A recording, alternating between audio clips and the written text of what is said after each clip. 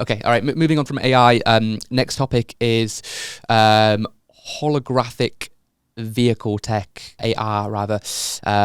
This is Envisix. They've picked up 42 million in funding for holographic vehicle technology. A startup making heads-up displays to project holograms into vehicles has attracted investment from Jaguar Land Rover and Hyundai. The AR layer goes on top of the real world to provide data and navigation.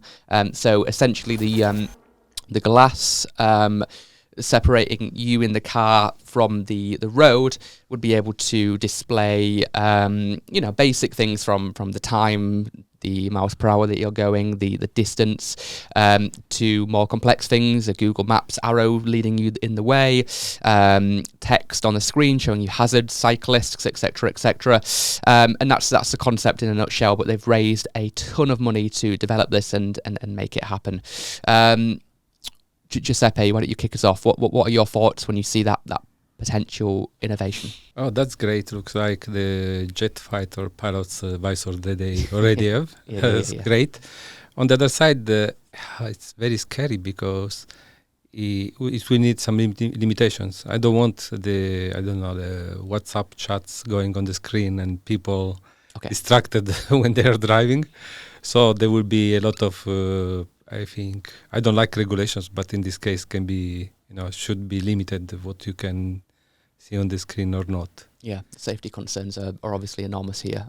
Will it be closed? Will you be able to install apps and then will you be able to watch the football or get distracted? But will that matter if we have self-driving cars? If it's connected to self-driving cars, okay. Yeah, it's very interesting. Yeah. Nick, what's your take on that?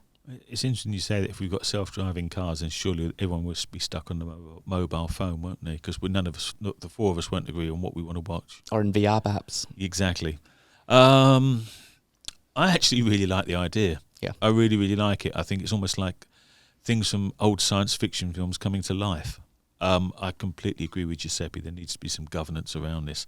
And the governance has to be that if it's to improve your journey and the information that you get, then I'm all for it. I think if you're going to get WhatsApp messages and Facebook and Twitter coming up, then that's a no. Yeah. For me, that's definitely a no. But if it's to improve the journey, the only one thing I would say, Alfie, is I'd hate it if I got a chip in my windscreen. What the cost would be to replace it. Yeah, probably a lot of money, man. Yeah, exactly. Probably more than the car. Yeah. Yeah, no, it's interesting. I mean, it could probably be hacked, and you could probably put, install WhatsApp, even if it's not, designed for that function. Which, if the car isn't self-driving, then obviously that could be a big issue, right? But then again, in Teslas, you can play video games on the big screen that you have. The only difference is it's not on the glass, it's just on a screen. Hopefully you're not playing it when you're using the self-driving mode. But I don't know if that you might be able to do that in theory. Where there's a will, there's a way. Lorenzo, what's your take on that story? I think it's a nice to have, probably not the absolutely must have, but I like to see it in every single car. Like now, every car has cameras, every car has radios. We go back, those things became natural. Now everyone has it. Maybe everyone will have it. Thinking one step further, as a consumer, I'm slightly terrified of having even more ads around me. Maybe in the car, maybe when window shopping, maybe even in this studio, which has glasses. We would be pestered with ads. So maybe it looks like yet another venue or avenue to show those. Okay.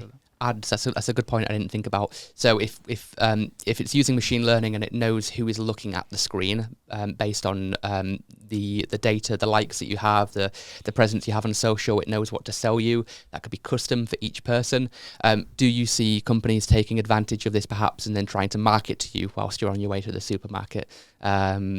Giuseppe, do you see advertising being a possibility here? I don't know, because actually they can already do this, with Google Maps, but they're not doing that. So I'm not sure. Also because of the security concerns. If you're distracted when you're driving. Yeah. If there will be self-driving cars, that's a different subject. But yeah. I mean, without the self-driving, there has to be some kind of line with safety. Yeah. I mean, this sort of thing is... there will be crashes if people are just being distracted. Video calling and whatnot. What do you think, Nick, on the advertising angle? Do you see that being a possibility? Unfortunately, I do, but I hope it isn't. Yeah.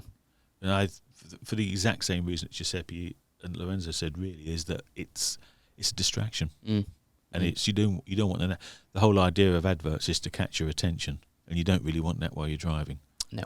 So I'm going to say, but there will be someone that will do it. Unfortunately. You rose the possibility, Lorenzo. Yes or no? Do you see adverts happening? No. No. No, I think it won't happen, at least for some compliance or legal reasons. Or does backfiring on the brand? I mean, if you're trying to market something and then boom, that's going to be the headline. This company X advertises, leads to a crash. Boom, that backfires. So it's almost not worth the risk in a degree. But if all companies are doing it at the same time, then maybe it'll be too hard to stop. Hey, thanks for watching this YouTube video. If you want to see more like this, please remember to subscribe, and I'll see you in the next video.